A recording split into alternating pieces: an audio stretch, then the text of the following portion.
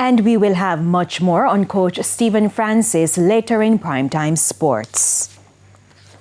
No criminal records. That emphasis from the Prime Minister this evening on the status of third country nationals that may arrive in Jamaica from the United States.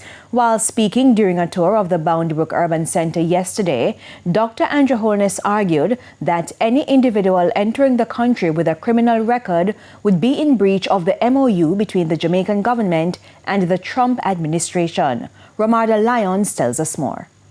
For weeks, the abbreviations at the center of political discussions or arguments haven't been JLP or PNP. Instead, it's TCN, Third Country Nationals. One of the biggest concerns, criminals with no ties to Jamaica entering the island and putting citizens in danger. But Prime Minister Dr. Andrew Holness assures that based on agreements, there's absolutely no plan for criminals to be on the passenger list. Which we will check and they will check.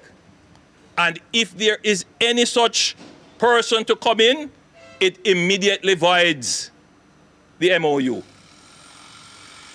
So even though we have an understanding, we have not yet worked out how it is going to work. We have the broad understanding, no criminals. Dr. Holness reiterated an argument already made by National Security Minister Dr. Horace Chang. That is, the third country nationals will not be staying in the island permanently. And they're not coming here to live. This is a point that needs to be made. They are coming here in transit to their home country.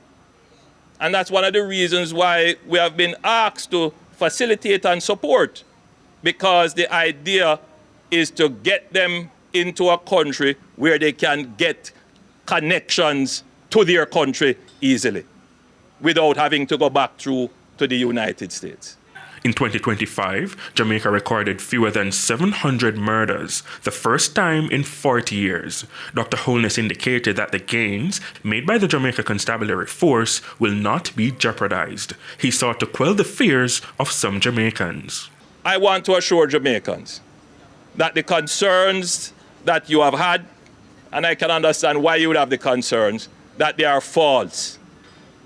And they make no sense really, because the government has invested heavily in reducing our crime and murder rate. Now we start to talk about Jamaica being the most peaceful country. Why would we go and do that? He further pointed to the July 2026 revision by the U.S. State Department. Its travel advisory saw Jamaica moving from a level 3, which suggested that citizens reconsider their travel to the island, to a level 2, which now urges increased caution. Jamaica is now rated as one of the most peaceful countries.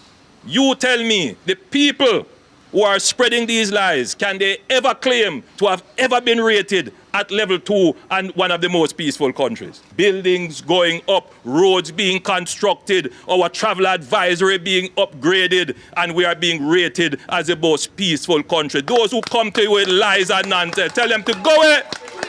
Go away. Romardo Lyons, TVJ News.